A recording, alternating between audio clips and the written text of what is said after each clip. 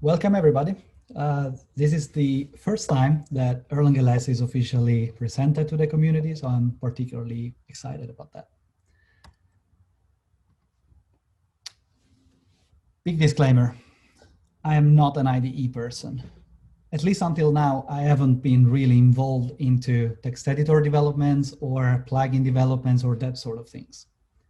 I'm that kind of person that curate their own development environment. So I have my dot files and configuration files under version control on GitHub, but that's pretty much about it. I use an IDE every day, and I just pretend that it works. I'm an avid Emacs user, and to me, that is a non-negotiable choice. Not because I believe that Emacs is the best editor out there, but simply because I use it for everything. I invested so many hours in configuring my Emacs setup and my development environment so that I can be productive, that for me, using a specific programming language is not an excuse or a reason for switching a development environment. And I can appreciate that many others may have a very similar opinion with their own text editor of choice, be it Vim or Visual Studio or whatever.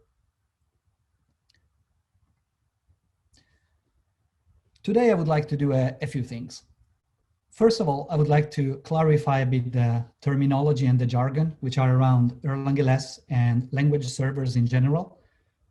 That's because when talking to people and, for example, when answering questions to Erlang LS users, I realized that there is still a lot of confusion around what a language server is and what its responsibilities are. I will then try to present Erlang LS in all of its glory, and we'll conclude with a little deep dive into Erlang LS architecture, trying to explain a few of the technical choices that were made during the development phase.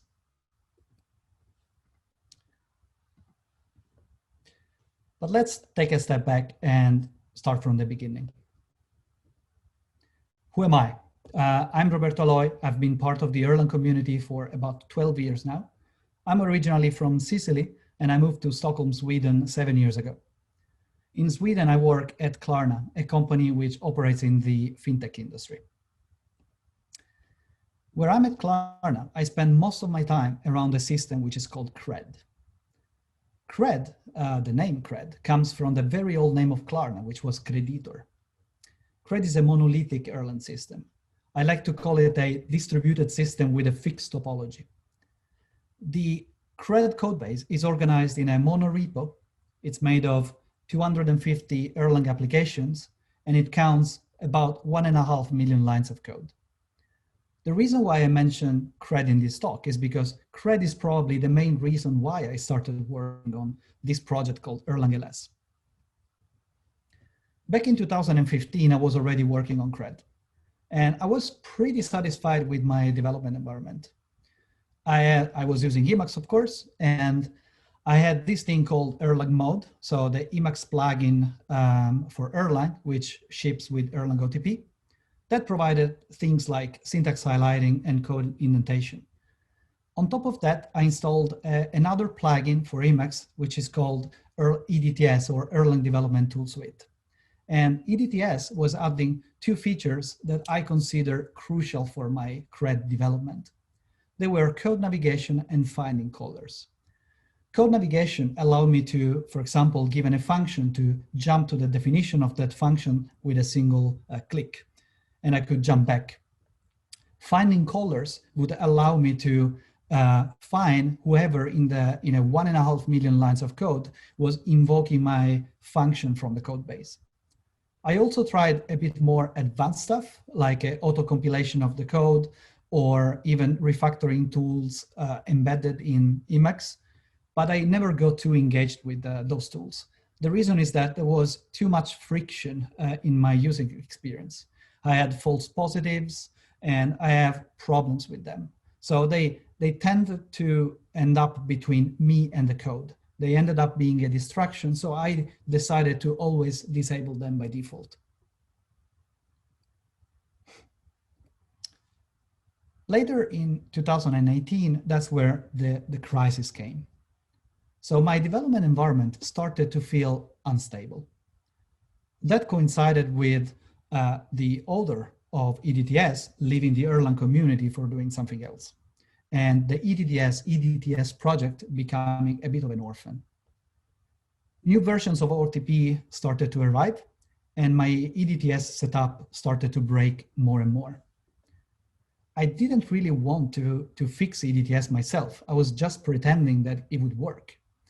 But I was faced with 1.5 million lines of code on one side and a very unstable development environment on the other side. So I had to do something about this. So I did probably the most obvious things that one can imagine. I started digging into the EDTS code base. And what I found there was actually pretty interesting. The first thing that you see when you visit the EDTS homepage, by the way, EDTS has a new maintainer now, so things are turning better for EDTS. So the first thing you see is that the project is made of two parts. There is an Emacs list part and there is an Erlang part, and they're roughly 50% each. So the first question that I asked myself was, how were the two parts communicating to each other? How they were cooperating for providing what I considered a pretty good development experience. And I think the best way to explain that sort of communication is by showcasing one of the most popular features that EDTS was providing at that time, finding colors. If you're not familiar with EDTS or this functionality, here it's how it works. You have a code base. So here we are showing an abstract and an extract from the supervisor of an open source project is the Yoast web server. It doesn't really matter what the code does. In the supervisor module, we have this function. It's called child specs.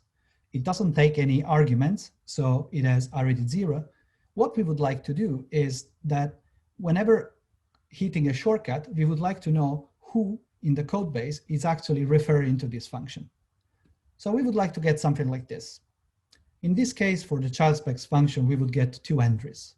We can see that from the same module, the supervisor Yoast_sup module, we have a local call to the function on line 34. And then we have also from a different module, Yoast API, a fully qualified function call to the same function at line 2717. So how does all of this works behind the scenes? As I said, EDTS was basically made of 2 parts, a Lisp part and an Erlang part. We start in the land of Lisp. So some Lisp code would find the current MFA, so the module function and RET of the function that we are hoovering using a combination of regular expressions. So that Lisp code would realize that we are hoovering the function Yoast_sup child specs with arithmetic 0. At that point, the code would make an HTTP call to a web server. Yes, EDTS includes a web server written in Erlang. For the curious, it is powered by MochiWeb. And in that, we basically send a request, some kind of RPC over HTTP, where we provide the information about the current function, and we would like to get back the list of colors. On the web server side of things, so in Erlang, the Erlang handler, which is handling the request, would use a very common tool in Erlang, the cross-reference tool called xref, so part of the standard libraries, to actually do the hard part of the work, finding the colors for that function. The response would then be encoded into some kind of format, say JSON, sent back to the client side, so to the Lisp side of the world, where the Lisp code would know how to render the list of colors in the Emacs UI. There are a few interesting things that are going on here. So one is that there is a very clear distinction between a client side and a server side. The server side, which is pure Erlang, doesn't know that on the other side there is something called Emacs. It could be any other client that interacts via an HTTP API. So there are also things which are not ideal. The part where the Lisp code use regular expressions to find the module function RED, which is at point, it's probably not the best way this can be done. But I mean, things are looking decently well. We will see how we can improve the situation there. So at that point, I had the feeling, I thought I had what I considered a great idea. What if we take the HTTP API that the server side of EDTS was offering, and we formalize it into such a way so that we could reuse that piece of functionality, the server side, with other clients? Wouldn't that be awesome? It would be a lot of work because designing a protocol, it's not exactly an easy task. But also I would need to convince a lot of people to write clients for that protocol, for this idea to work. I parked this idea on the back of my mind for a while. Then I went to this very same conference in Stockholm in 2018. In the hallway, I met a former colleague, Saba, who stared at me when we were chatting about this idea and told me, I think you should really go and watch this talk by Vlad Dumitrescu, and the talk was titled Developer Tools Using the Language Server Protocol. I had no idea what was I going to watch, but I went there. And that's where I discovered that this thing existed, was the LSP, or Language Server Protocol. So apparently I was not the only one that had this brilliant idea. Many other people thought about this before, and a company actually formalized this into a proper protocol. Actually, clients for this protocol were already available in all the major text editors out there. But what was really surprising for me was that the company that was behind this protocol was no one else than Microsoft. Wasn't that amazing? That in my mind meant at least three things. One, that I was on kind of a right track, because if a company like Microsoft picks on this idea and design a protocol like this, probably the initial idea was not completely worthless. Two, I didn't have to design a protocol. The protocol was already there, so I could just adapt to that protocol. And three, I could even blame Microsoft for the poor choices they would eventually make designing the protocol. Fair enough, Clippy. No blaming Microsoft this time. So here it is, the Language Server Protocol, what it is. It's a text-based protocol. It's invented by Microsoft. It's based on JSON RPC. It comprehends two transport layers, TCP and standard I/O. It's advertised as a client-server protocol, but as we will see, it's more like a peer-to-peer protocol because the relationship is not exactly client-server. The server life cycle is controlled by the client. That means that the text editor decides when to start and stop a language server. There is also an initial negotiation that happens between the text editor or the client and the language server about the features which will be enabled during a session. The protocol is extensible, and one of the most famous extensions is called DAP, or Debugger Adapter Protocol, and it's used to build step-by-step debuggers into text editors. Since you cannot really talk about protocols without having a sequence diagram, here is one. On the left-hand side, we have our development tool of choice, say Emacs or VS Code or Vim. On the right-hand side, we have a language server. The user opens a document in the editor. A notification is sent to the language server with information about the document itself. Let's say this is an Erlang module. The server could start at that point some background jobs. For example, we could trigger compilation of that module. Let's imagine that the user starts modifying that module, making changes. A new notification, a did change notification, is sent to the server. That notification includes the URI of the document that is changing and the list of changes. At that point, the language server can react and decide that, for example, it is not really worth to continue the previous compilation attempt because we have a newer version of the module. So we can stop that one and maybe trigger a new one. Eventually, let's say that compilation in the background succeeds. The language server can send a notification streaming all the diagnostics, so info messages, warning messages, error messages, back to the client. At that point, let's imagine that a user wants to use the go to definition feature in the editor. Notice that until now, we only saw notifications, so one direction messages, sometimes triggered by the development tool, sometimes triggered by the language server.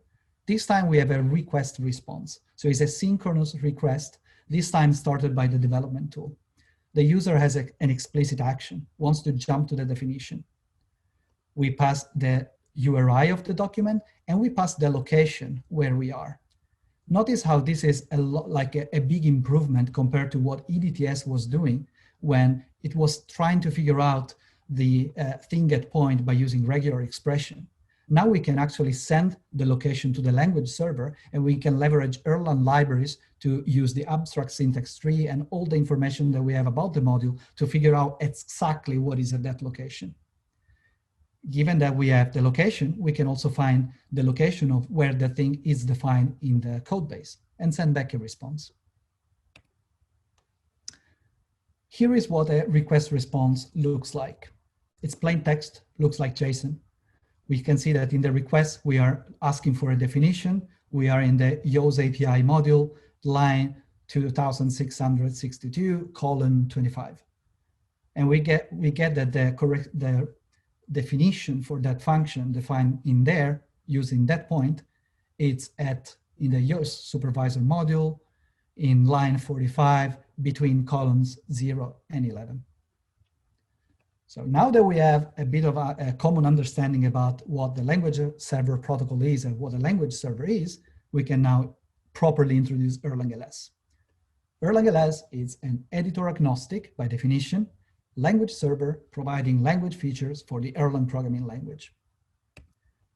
So which features are we talking about? Notice that all these screenshots are taken from Emacs because this is what I use, but if you use whatever editor, you will get exactly the same kind of experience. We have support for code completion. So you type the module name, colon, and you get back a list of exported functions. We have go to definition. You are visiting a module, you have a function definition, you can jump to that definition. But this also works between the export list and the actual function definition. It works for macro definitions, record definitions, type definitions, and whatnot. We have go to implementation. If you're working with a gen server and you're doing a gen server start link, you can now jump to the respective init function. If you're doing a gen server call, you can jump to the handle call. If you're at gen server cast, you can jump to the handle cast, and so on. We have signature suggestions. So if you, like me, forget the order of the arguments of the list's key take function, now you get prompted with the variable names. This information is extracted by the type specifications when they are available, or the variable names in where the function is defined. So that's also a good incentive for Erlang developers to actually use meaningful name for variables. We have support for diagnostics. So info messages, warning messages, error messages. We have support for compiler diagnostics, dialyzer diagnostics, LVIS diagnostics, etc. By default, we trigger this diagnostic on when you open a file and when you save a file. We have inline documentation. So you can hover a function and you get the type specs and the edoc of that function whenever that is available.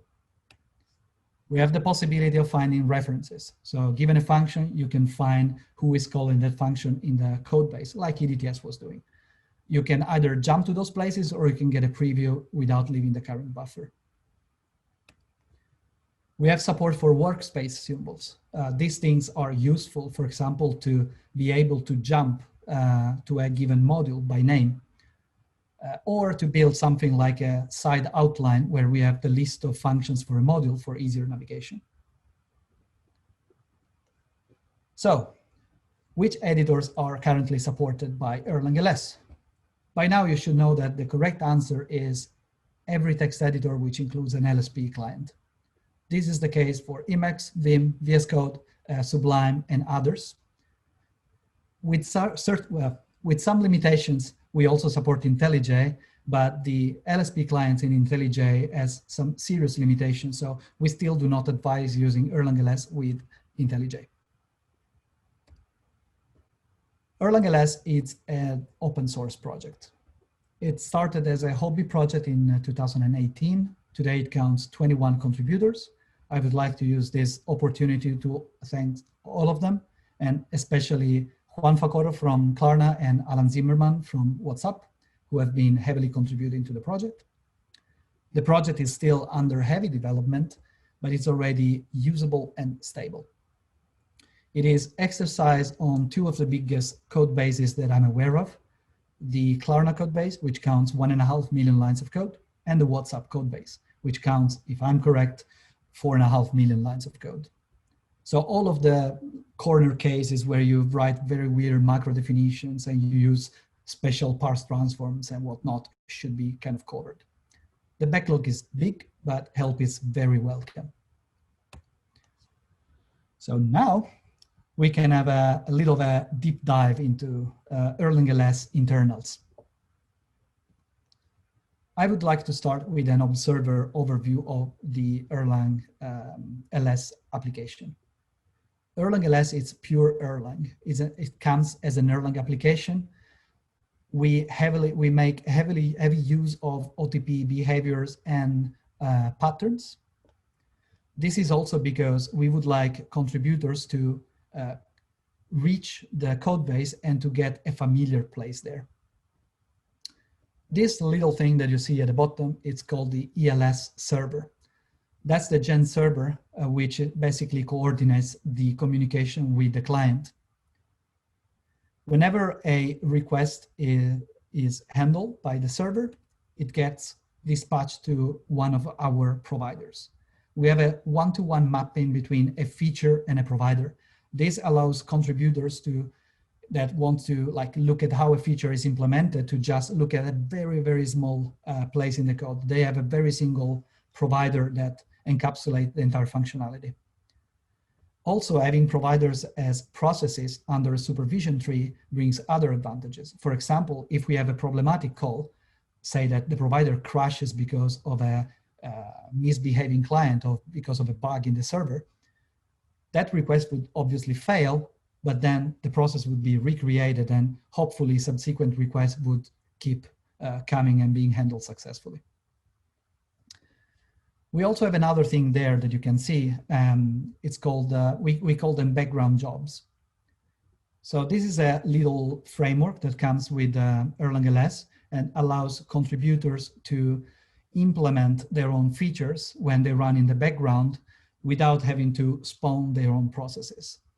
The reason for doing this is that it gets easier for other people to read and understand what's going on. And also you get things for free, like logging or the support for interruptible jobs, so that if a client requests to cancel a request, we can cancel that job in the background. One of these background jobs is indexing. This is where Erlang LS probably differs a lot from the EDTS approach. Whenever you open a project in Erlang LS, we scan the entire code base, we parse all the files, and we extract all the informations that we can from those files. This happens in the background when you open a new project, and all the informations that we find, we call them points of interest, gets persisted on disk. We use hashing to avoid reindexing Erlang modules which have already been indexed and they are unchanged. Indexing in Erlang LS comes in two flavors. We call them shallow indexing and deep indexing. Essentially, we treat your own applications and dependencies in a slightly different way. We extract a smaller amount of information from the dependencies because what we realize from experience is that you don't need so many information about the dependencies, but you need a bit more information about your own applications. We obviously scan and index all the OTP applications as well, but we have a configurable exclusion list there. The reason is that the Erlang OTP repository comes with a bunch of big applications, which are, from our experience, not heavily used by common Erlang developers outside of Ericsson. So we would like not to index those applications when they are not needed. Obviously, the application, exclusion list is configurable, so you can tweak it. We use as much as possible standard libraries to do the job. So for example, for visiting and manipulating abstract syntax trees. as good Erlang tradition, we have our own version of the preprocessor Dodger. If you don't know what a preprocessor Dodger, don't worry, but the principle is very simple. So whenever we parse files, say that we have an Erlang module and you use a macro, when you index the module for language server needs, you don't want to expand that macro to its actual value. Instead, what you want to preserve this information. You want to know where the macro is defined and where it's used, so that, for example, you can jump to the macro definition. So there is something in OTP which is called the EPP Dodger, which helps you with this. We have our own fork of that, and the reason is that the Dodger, which comes with OTP, only operates as an API that operates on files, and we needed that API to operate on binaries as well. Probably the biggest lesson that we learned when writing the indexer is that all the parsing that you do for language server purposes need to be especially fault tolerant. When you extract information from an Erlang module, you cannot expect that module to always parse correctly, because the user is normally typing in the text editor, and that code is not complete. So what you want to do is to extract as much information as possible from the context while leaving some blanks. Obviously, like you cannot get everything if the code is not correct code, but you can get some, and that's sometimes very useful. I mentioned that all the index information is persist on disk. That means that Erlang LS has a database. When we started Erlang LS as a prototype, we didn't have a database. We had an in-memory solution, and I was using EDTS tables. And it was working fine. But when we started testing Erlang LS with big code bases like the Klarna one or the WhatsApp one, we realized that it was a good idea not to re-index entire monorepos every time you open a project. So we wanted to persist this information on this to not to having to recalculate this information all the time. The database that we use is Mnesia, and we mainly use Mnesia as a key value store. There are good parts with Mnesia. It was a natural evolution from the EDTS prototype. Adding persistency with the prototype we had was extremely trivial with Mnesia. It was literally a few lines of code. Mnesia allows you to store Erlang terms, and that's exactly what we needed. So you don't have to think about encoding or decoding information. Pretty handy for what we needed to do. And also Mnesia comes with Erlang OTP. That's very important because it's a one less installation step for the final user. Mnesia also has its problems. We use disk copies tables. And if you're not familiar with them, essentially means that the table is both on disk and in memory, the entire table. These tables have some notorious limits, and with the Klarna and WhatsApp code bases, we are almost stretching those limits. This should not be a problem if you are a human user and you have a human application not organized in a monorepo, but say a standard River 3 project. You will never encounter any problems with that. But with very big code bases, this can be a problem. The fact that we use these copies tables also mean that the memory footprint of Erlang LS is significant for those code bases. For the Klarna code base, we can end up with a couple of gigabytes of RAM in use, which is not ideal. But the biggest problem that we have with Mnesia is the so-called wait for tables. So whenever you want to start the project, you have to allow Mnesia the time to load the entire information in memory, and that can be a slow operation. So we would like to remove that friction for the user. We use Mnesia in a single node, as a single node. So we don't use any distribution feature of Mnesia. And that means that Mnesia for Erlang LS, it's probably an overkill. We are actively looking for alternatives, and probably the first one that we will look at is called Leveled. This is really all I had to say about Erlang LS for today. I would like to invite you all to join the party by becoming an Erlang LS user. Erlang LS comes as a single executable in eScript, like Reaper 3. We aim at being as user-friendly as possible, at having zero setup as possible. You see the link to the documentation there. We have getting started guides for all the most popular text editors. We have a troubleshooting section.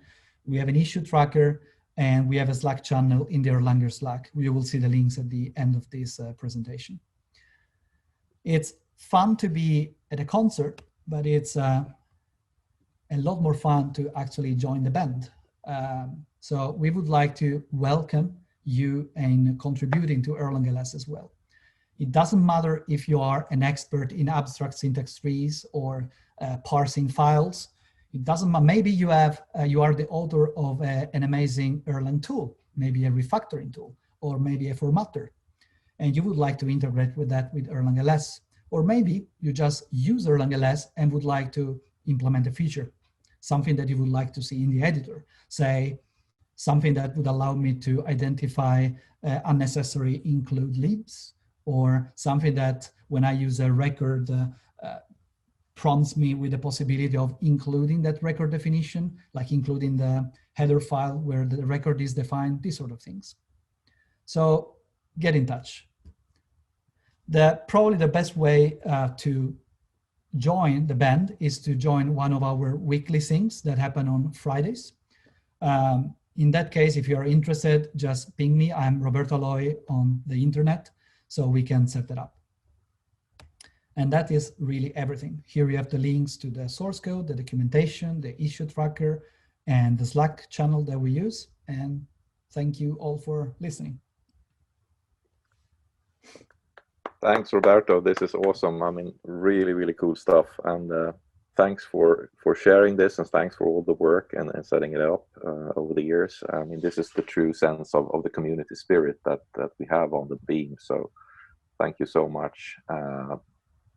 Let's see if we have questions. Let's see on Hoover app.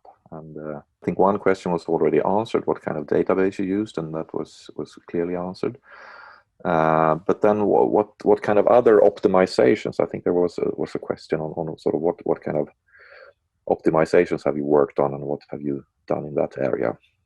So I can see that there is, so the first question, I guess you're referring to which techniques help you improve the speed, definition lookups, or syntax checking? Yeah, exactly.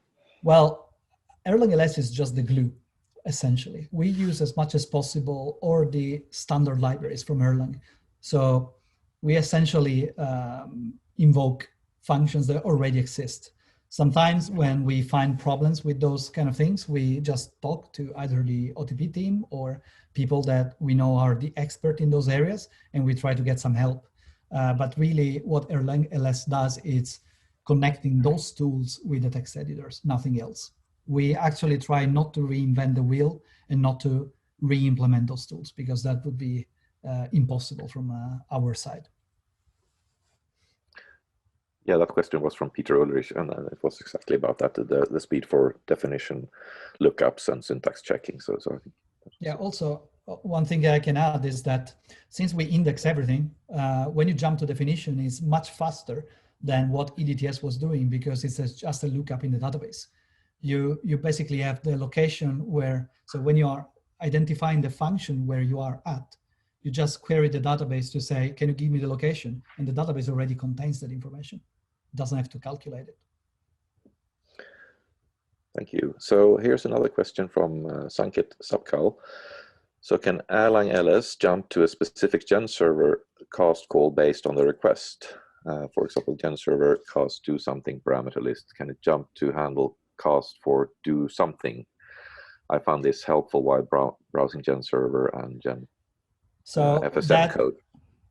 So that not yet. The implementation, the way how the go-to implementation is implemented, as you can imagine, is very simplistic. So it only supports OTP behaviors, because that's the place where you can actually clearly define the mapping between the function that you're calling, like start link and init. We could do something clever where for custom behaviors, but it would require a bit more work.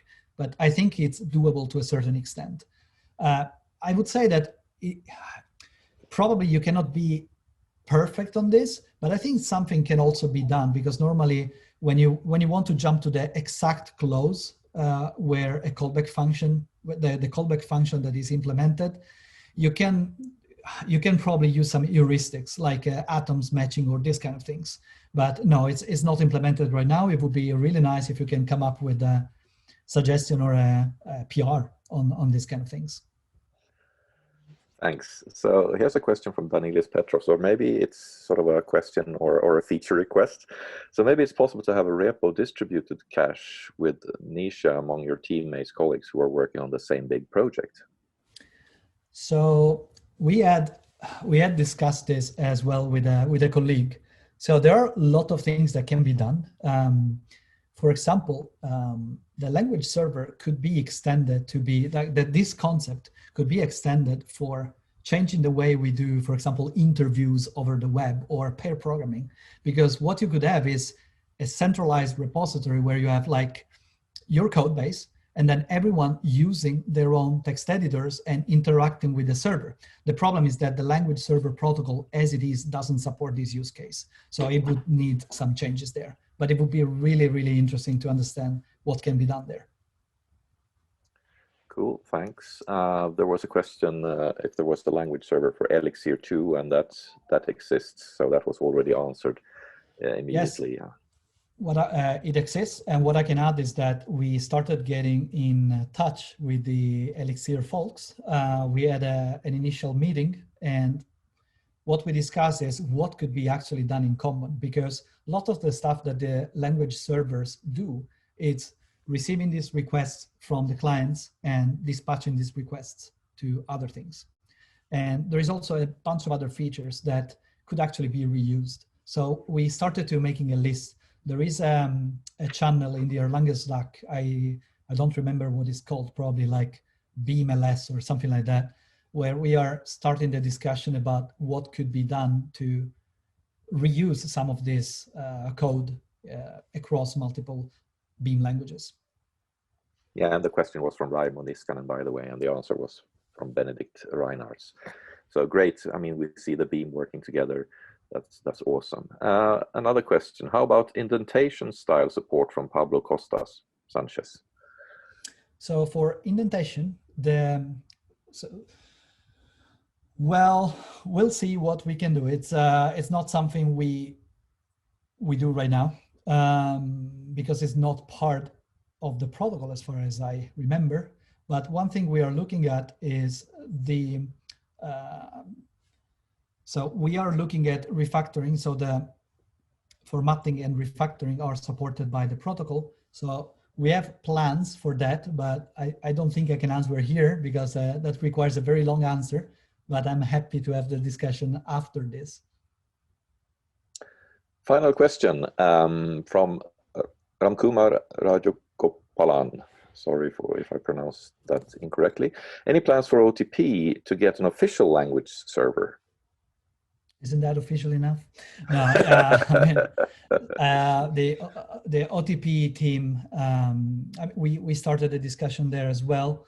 I think they are interested. I think it would be like really good if this thing is actually supported by the community and by the OTP team. So it doesn't really matter where the repository lives, if it is in its own organization or under OTP. And I know that the OTP team is looking for someone that gets a bit more involved into language servers and try to contribute and try to understand what can be done from the OTP side to actually work with language servers. Great. Thank you very much, Roberto, and thank you everyone for coming to this session, and thanks for great questions. I think this was a really good interactive session, and once again, thank you for the brilliant work and sharing it with the community. I think you have created some buzz, and that's very clearly seen from the questions here in the session. So thank you very much, and see you in coming sessions.